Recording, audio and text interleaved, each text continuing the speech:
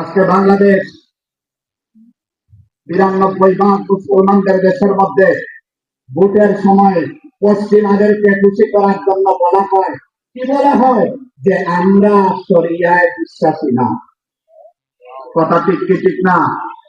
আবার আরেক দলকে প্রশ্ন করা হয়, আপনারা যদি ক্ষমতায় যান তাহলে কিভাবে দেশ চালাবেন? আপনারা কি কোরআনের মোতাবেক? আমরা এটা কবে বললাম?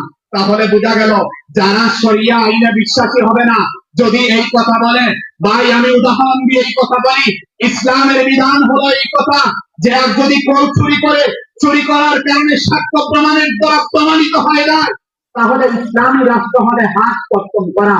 এটা গণতান্ত্রিক রাষ্ট্র, ইসলামী রাষ্ট্র না, এজন্য হাত কর্তন হয় না। এটা ভিন্ন জিনিস।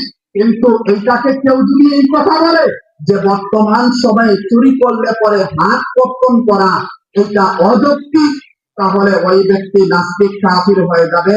তার জানাজার নামাজ পড়া যায় নাই, তাকে মুসলমানদের কবরস্থানে দাফন করা হবে।